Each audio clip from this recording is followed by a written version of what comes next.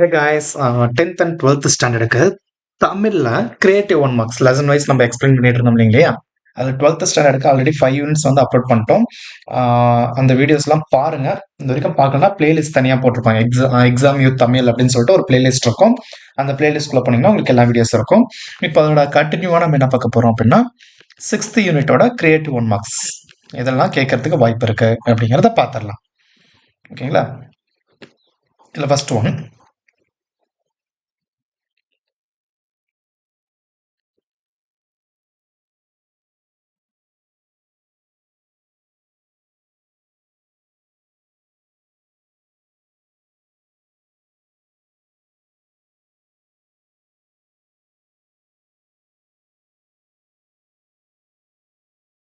ஒரு அரசன் ஒரு நாளை எவ்வாறு ஒதுக்கி பணியாற்ற வேண்டும் என்பதை டேஷ் என்னும் அதிகாரத்தில் திருவள்ளுவர் அட்டவணையை தருகிறார் அப்படிங்கிறதுக்கு வந்து பாத்தீங்கன்னா மடியின்மை அப்படிங்கிற அதிகாரத்துல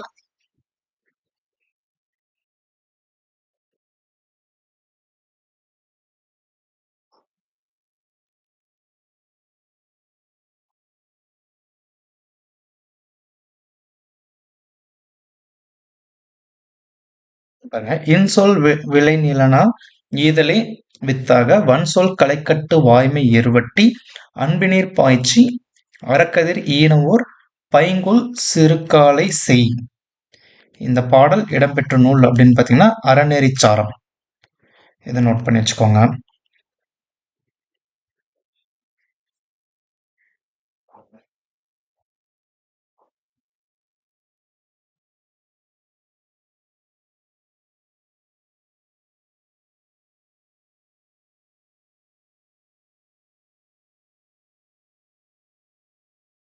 அப்படிங்கிறதுக்கு பாருங்க.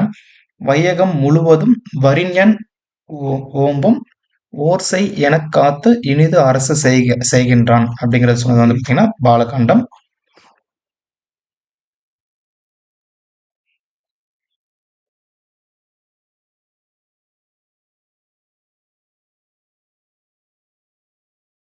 இதுக்கு அடுத்த 1 மார்க். நீரினின்றும் நிலத்து ஏற்றவும் நிலத்தினின்று நீர் பரப்பவும் அளந்து அறியா பல பண்டம் வரம்பு அறியாமை வந்து ஈண்டி. இந்த பாடல் இது வந்து இடம்பெற்றுள்ள பாடல் வந்து பார்த்தீங்கன்னா பட்டினப்பாலை. பல நாடுகளிலிருந்து அந்த பொருட்கள் குறித்து சொன்ன நூல் தான் இந்த பட்டினப்பாலை. ஓகேங்களா?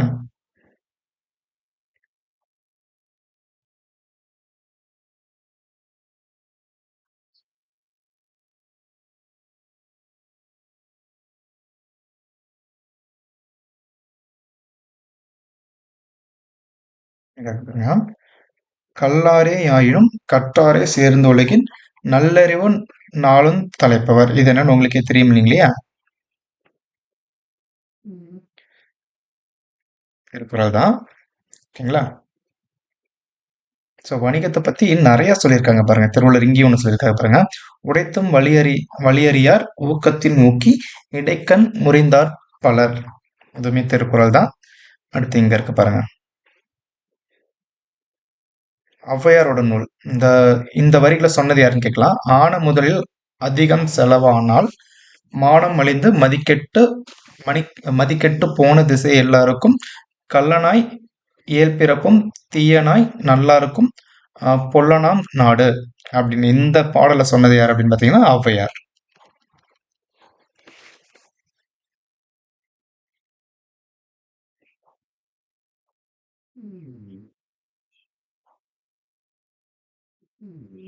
டேஷ் என்னும் நூல்கள் மூலம் உலக பெற்றவர் ஹெராக்லிட்டஸ்.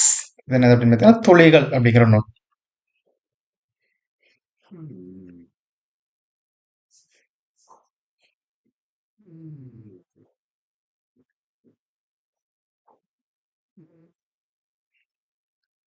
இந்த லெசன் நமக்கு 1 மார்க்ஸ் வந்து ரொம்ப கம்மி தான். இங்க இருக்கு பாருங்க. இலக்கியத்தில் மேலாண்மை என்னும் நூலை எழுதுனது யார் அப்படின்னு பார்த்தீங்கன்னா வே இறையன்பு. ரொம்ப முக்கியமான 1 மார்க் கொஸ்டின். ஓகேங்களா?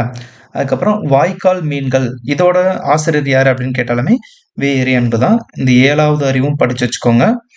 வாய்க்கால் மீன்களும் படிச்சு வச்சுக்கோங்க. ஓகே, இந்த ரெண்டுமே நமக்கு ரொம்ப முக்கியம். இதுக்கு அடுத்து ரச்சனை யாத்திரிகம். ரச்சனை யாத்திகத்துல பாடலோட பாவகை அரிசீர் களி நெடிலடி ஆசிரிய விருத்தம். இதை நோட் பண்ணி வச்சுக்கோங்க. எப்பயுமே மனப்பாட பாடல் படிக்கிறப்ப அதோட பாவகையை சேர்த்திய படிச்சிருங்க. ஓகே. சொல்லும் பொருளும்ல எது எது முக்கியம் அப்படின்னு பார்த்தீங்கன்னா, நேசம் அப்படின்னா அன்பு, வல் ஓர்மீன் அப்படின்னா ஆராய்ந்து பாருங்கள், பாதகர் அப்படின்னா கொடியவர், பழிப்புரை அப்படின்னா இகழ்ச்சி உரை இகழ்ந்து பேசுதல், ஏதமில் அப்படின்னா குற்றமில்லாத, மாற்றம் அப்படின்னா சொல், நுவன்றிலர் அப்படின்னா கூறவில்லை. இதெல்லாம் கொஞ்சம் முக்கியமா பார்த்துக்க வேண்டியது நம்ம. அதுக்கப்புறம் உததி அப்படின்னா கடல், கூவல் அப்படின்னா கிணறு, சேர்த்தினர் அப்படின்னா உடுத்தினர், மரங்கொல் அப்படின்னா முரட்டுத்தன்மை உடையவர், மேதினி அப்படின்னா உலகம், வாரிதினா கடல். கடலுக்கு மொத்தம் ரெண்டு பொருள் இருக்கு பாருங்க. வாரிதினாலும் கடல் தான். அப்புறம் இங்க ஒண்ணு நம்ம மார்க் பண்ணியிருந்தோமே, உதிதி அப்படின்னாலும் கடல் தான். மாரிதி, உதிதி ரெண்டுமே கடல் தான். வாரிதி, உதிதி. ஓகேங்களா? அதுக்கப்புறம் ஆ, ஓகே.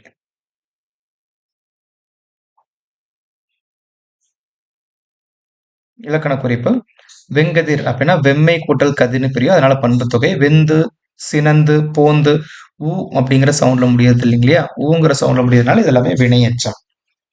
உன்னிலர் அப்படின்னா முன்னிலை பன்மை வினைமுற்ற விகுதி.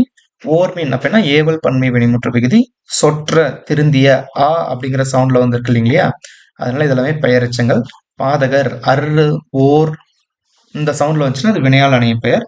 ஊன்ற அடுக்கு தொடர். அதுக்கப்புறம் புணர்ச்சி விதி பகுதி ஒரு விளக்கம்னா தனி வீடியோவா நம்ம போட்டிருக்கோம், அதை பார்த்துக்கோங்க. டேஷ் என்னும் ஆன்மீக மாத இதழில் ரச்சனை யாத்திரிகம் 13 ஆண்டுகள் தொடராக வெளிவந்தது அப்படின்னா நற்போதகம். இதை நோட் பண்ணி வச்சுக்கோங்க. அதுக்கப்புறம் இந்த ரச்சனை யாத்திரிகம் என்பது டேஷ் என்னும் ஆங்கில நூலின் மொழிபெயர்ப்பாகும் அப்படின்னா பில்கிரிம்ஸ் ப்ராக்ரஸ் அதோட மொழிபெயர்ப்பு நூல் தான் இது. ரச்சனை யாத்திரிகம் டேஷ் பருவங்களை கொண்டது அப்படின்னா 5 பருவங்களை கொண்டது. ரச்சனை யாத்திரிகம் என்னும் நூலின் ஆசிரியர் ஹெச் ஏ கிருஷ்ணனார். அதே மாதிரி பில்கிரிம்ஸ் ப்ராக்ரஸ் இதோட ஆசிரியர் அப்படின்னு பார்த்தீங்கன்னா ஜான் பான்யன்.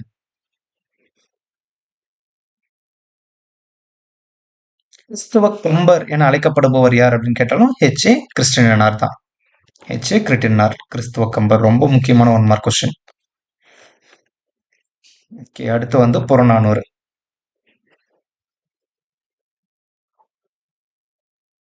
ஓகே, புறநானூற்று பாடலோட ஆசிரியர் வந்து யாரு அப்படின்னு பார்த்தீங்கன்னா கடலுள் மாய்ந்த இளம் பெருவழுதி. இதுல இருக்கக்கூடிய திணை பொதுவியல் துணை. துறை வந்து பார்த்தீங்கன்னா பொருண்மொழி காஞ்சித்துறை. ரொம்ப முக்கியமான துறை பொருண்மொழி காஞ்சித்துறை. ஓகே, இதுல இருக்கக்கூடிய சொல்லும் பொருளும் வந்து பார்த்தீங்கன்னா தமியர் அப்படின்னா தனித்தவர், முனுவிலர் அப்படின்னா வெறுப்பிலர், துஞ்சல் அப்படின்னா சோம்பல், மாட்சி அப்படின்னா பெருமை. ரொம்ப எது முக்கியமோ அதை மட்டும் தான் சொல்லிட்டு இருக்கேன். நோன்மை அப்படின்னா வலிமை. இதை மட்டும் படிச்சுக்கோங்க. இலக்கண குறிப்பு அம்ம அப்படின்னா அசைநிலை, உண்டல், துஞ்சல், அல் அப்படிங்கிற சவுண்ட்ல முடியறதுனால தொழிற்பெயர். முயலா அப்படின்னா முயலாமல் அப்படின்னு சொல்லணும், இல்லைன்னா முயலாத அப்படின்னு சொல்லணும். அது கடைசியில இல்லை அப்படிங்கறதுனால இது ஈறுகிட்ட எதிர்மறை பெயரெச்சம்.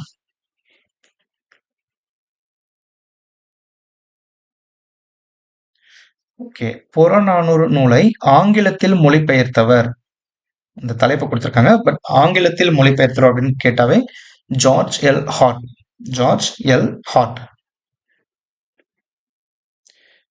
அதுவே புறநானூற்று பாடல்கள் சிலவற்றை ஒரு சில பாடலை மட்டும் எக்ஸ்ட்ராக்ட் ஃப்ரம் புறநானூறு அண்டு புறப்பொருள் வெண்பா மாலை அப்படிங்கிற தலைப்புல ஆங்கிலத்துல மொழிபெயர்த்து யார் அப்படின்னு பார்த்தீங்கன்னா ஜியோ போப். இந்த ரெண்டத்தையும் நோட் பண்ணி வச்சுக்கோங்க. ஓகே, புறநானூற்று புறநானூறு டேஷ் நூல்கள் ஒன்று அப்படின்னா 8 தொகை நூல்கள் ஒன்று. புறநானூற்றுக்கு வழங்கப்படும் வேறு பெயர் அப்படின்னா புறப்பாட்டு அப்படின்னு சொல்லணும். புறநானூறு டேஷ் பாவகையை சார்ந்தது அப்படின்னா அகவற்பா.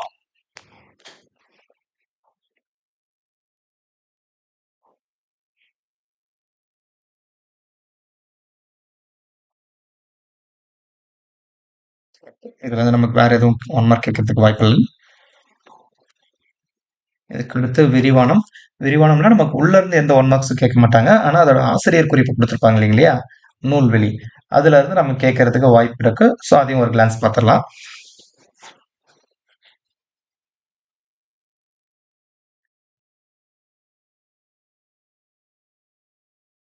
திசை எட்டும் என்னும் மொழிபெயர்ப்பு இதழின் ஆசிரியர் குழுவில் உள்ளவர் யார் அப்படின்னு கேட்டா சாந்தா தத்.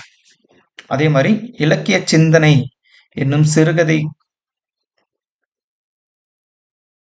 ஆ, இலக்கிய சிந்தனை அமைப்பின் சிறந்த சிறுகதைக்கான விருதை பெற்றவர் யார் அப்படின்னு கேட்டோம் சாந்தா தத் தான்.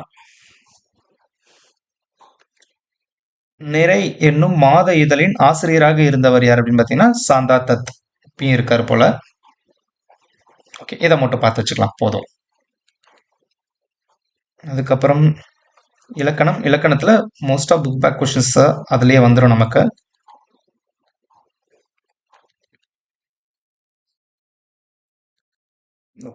புக் பேக்கில் 1 மார்க்ஸ் கொடுத்துருக்காங்க இல்லையா, இந்த 1 மார்க்ஸ் பார்த்து வச்சுக்கோங்க. அதுக்கப்புறம் இது டோட்டல் எல்லாத்துக்குமான 1 மார்க் கொஸ்டின்ஸ். இது இல்லாமல் நமக்கு இன்னும் அடிஷ்னலாக என்ன 1 மார்க் கேட்பாங்க அப்படின்னா